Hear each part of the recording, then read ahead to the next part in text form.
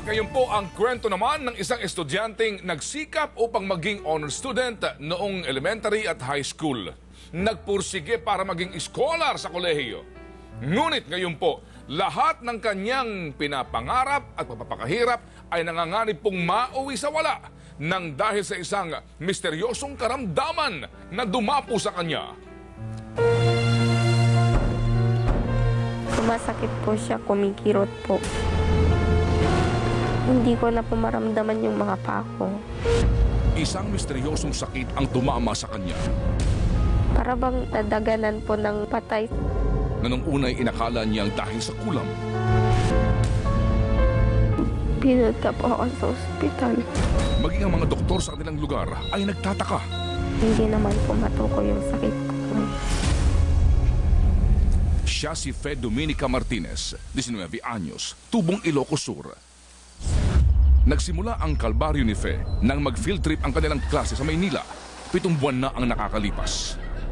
Yung last day po ng field trip namin, bale po nananalamin po ako noon sa hotel na tinuluyan namin. Napansin ko na lang po na yung isang mata ko po, nanghina yung paningin. Kinabukasan po, nanghina naman po yung kanang paa ko. Hindi ko po alam kung paano nangyari yun, kung bakit biglaan na lang. Inilihim ni Fe ang kanyang karamdaman sa kanyang mga kaklase hanggang makabalik sila sa Ilocos Sur.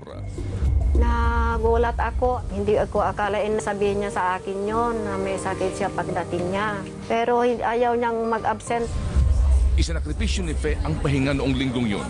Masagutan lamang ang mga eksamen sa eskwela. Pero ang simpleng sakit ng ulo at pamamanhid ng katawan ay biglang naging malubha. Paano nangyari? Nung pag-ising ko po, hindi ko na po siya may lakad. Tinutulungan na po ako ng mga kapatid ko. Ganun. Agad namang ipinatingin ng ina sa lokal na doktor ang kalagayan ni Fe. Kailangan daw ng 40,000 and above para ma-MIR.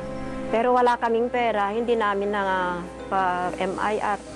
Talagang kapos ang mag-asawang Lucia at Eleuterio. Hamak na magbubukid lamang ang ina, samantalang walang regular na pasada ang amang konduktor ng bus. Takot po ako kasi hindi ko alam kung gagaling pa ako, kung makakalakad pa ako. Sa loob ng 7 buwan na, nakahiga lamang si Fe sa papag na ito na naging sanhi ng malaking bedsore sa kanyang likuran. Naawa po talaga ako, sabihin sigaw ako, pero hindi ko pinaparinig po. Baka sabihin niya, wala na siyang pag-asa. Subalit, hindi lamang pisikal na sugat ang tinitiis ngayon ni Fe. Siya sana'y gagraduate na sa susunod na semestre. Sa 8 magkakapatid, siya lamang ang nakatuntong sa kolehiyo. Anong pangarap mo sana sa buhay mo? Ano po, tulungan ko yung mga magulang ko. Maging successful business man po. Ano sana gusto mong tayong negosyo? Nagtitinda po ng damit pero yung binabahay-bahay lang. Matalino, pursigido at responsableng leader din si Fe bilang SK chairman. Sa barangay niyo, anong balak mo bilang SK chairman? Tulungan yung mga kabataan para hindi sila malapit sa mga bisyo. Sa ngayon po, Nay, gaano kahirap mag-alaga ng isang anak na may kapansanan? Mahal ko siya, titiisin ko lang ang hirap sa hirap.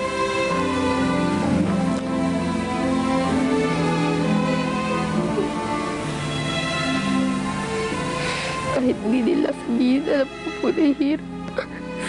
Nahihirapan na po sila.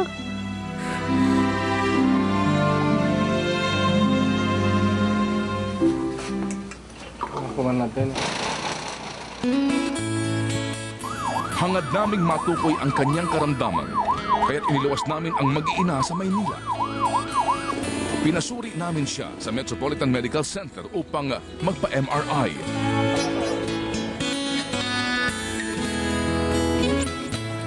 At Visual Evoked Response Test. Ayon sa mga resulta, Isang sakit ang tumugma sa mga sintomas na nakita kay Fe. Ito ay ang multiple sclerosis. Yung sa ating thoracic MRI, yun nga, may nakitang mga white plaques na nakita dun sa different levels of the thoracic cord.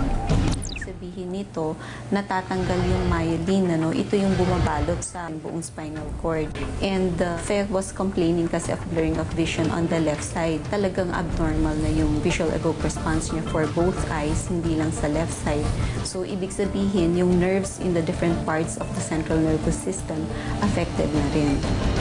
Hindi pa tiyak kung paano nagkakaroon ng multiple sclerosis ang isang tao.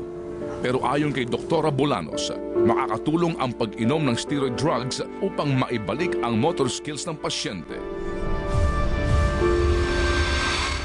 Ang mahirap pa, ang resetang gamot kay Fe ay nagkakahalaga ng 20,000 piso kada linggo.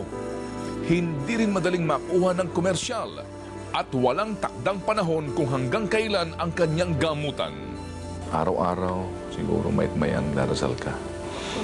Ano ang laman ng dasal mo? Yun po, daw sana gumaling na ako para hindi na mahirapan yung pamilya. Pero hindi ka na uubusan ng faith, no? Ano po, pinagdarasal ko naman po. Sana isang makalakad na po ako. Di man tiyak ang kahihinatnan ng karamdaman ni Fe. Makakaasa siyang anuman ang mangyari ay maraming nagmamahal sa kanya.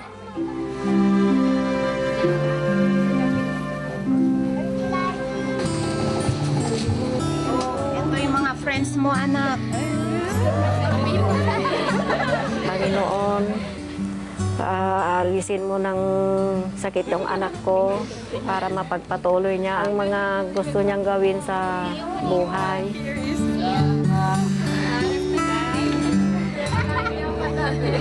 Close lang sila. Maraming salamat po dyan sa Lorma Medical Center sa San Fernando, La Union. Thank you so much, ha? At sa Metropolitan Medical Center, maraming salamat din po sa inyong pagtugon sa inisyal na pagsusuri kay Fe. Salamat po. Bailon ngayon!